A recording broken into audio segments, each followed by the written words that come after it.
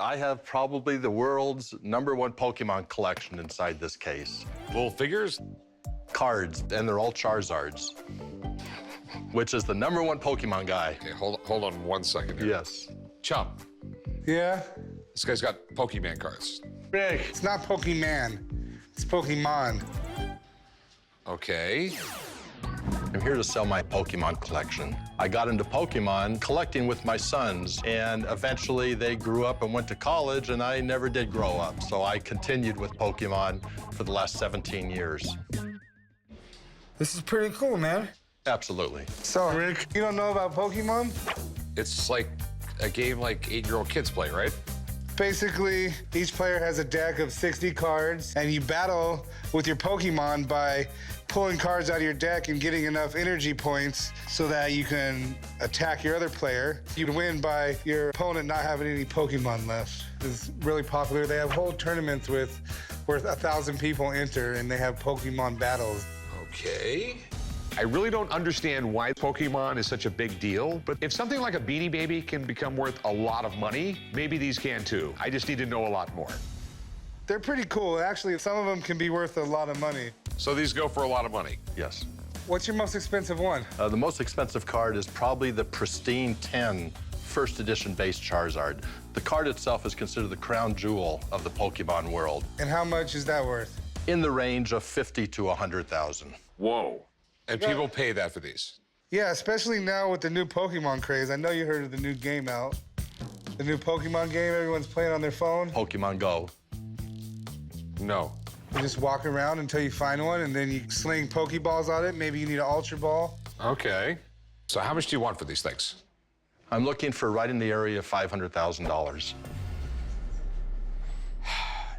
Do you mind if I have someone look at this? That's fine. I'll be right back. This is baffling. Yeah, he doesn't know what to think right now. Right. Pokemon.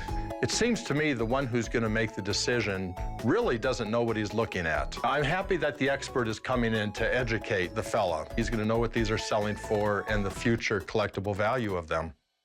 I'm sort of like in a baffled cloud here. What can I do for you guys today? He's got Pokemon cards and... Pokemon. Okay, so Pokemon cards. And he says they're worth $500,000, and it just doesn't make any sense to me. Well, there's a lot of cards here, Rick. So Pokemon started in Japan in '95. Probably about 2000 to 2002 is when it really took off. So that's why these first edition cards are really hard to find, because you still hadn't created like this large market for what it became.